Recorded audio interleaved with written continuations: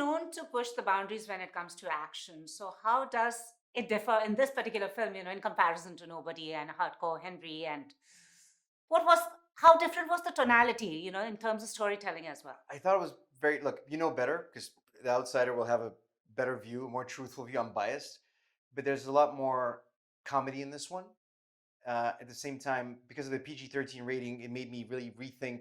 There was a really fun challenge of like, how do you make this very punchy? How do you make this violent without making it uncomfortably violent? Yeah. So it was a great. Again, I look at it not as a problem. I look at it as a challenge, and that's when I'm like, I think I'm a good director now because I see the challenge and enjoy figuring it out more than like, oh, I had a vision and now I can't do it. You know what I mean? Because that's what I used to be. I was like, this is what we have to be, Yeah. and I was very sure. I'm like, yeah, but you can also have like, here's 100% awesome.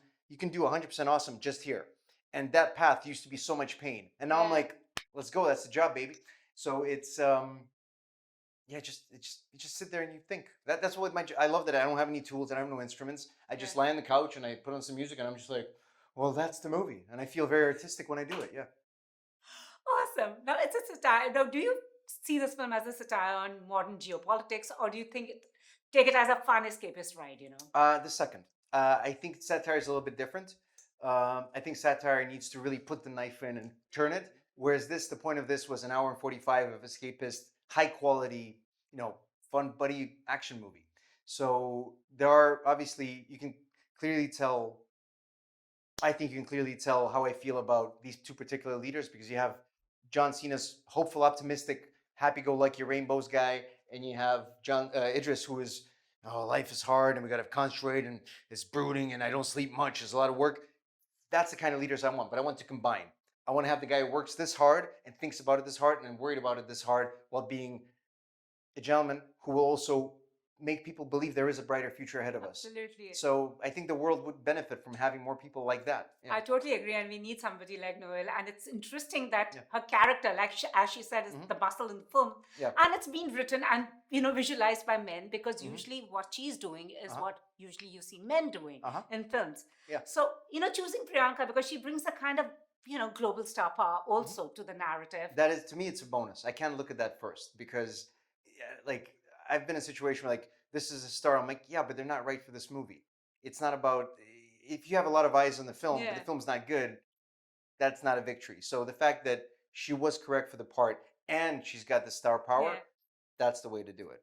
And as you said, it's your creatively most fulfilling project Mhm. as of now, and working with these three phenomenal actors, each with their own strengths. How did you combine that and bring it into the story? What was it like directing them? It was a pure joy. It was because I knew what we're telling the story. I understood what I wanted from each one of them, and they would gladly listen and they would take those directions and make them better and do their just elevate what I was hoping they would do. Because the way I work is I have the film in my head. I can just go and be like and try to puppeteer. Yeah, we can do that, and it's going to be good. But if I do that, if I give all my ideas to the people who are really good at what they do, they will take my ideas and together we make it much better. So when you have a cast like this and a cast who believes in what we're doing and wants to get the best thing and not just get out of here as soon as we can, you're bound to have a pretty good result, which is what we got. Awesome, just phenomenal. And also the fact was like, the most exciting moment for you in the movie, and which one of your actors actually surprised you? That's a great question. Okay. Um,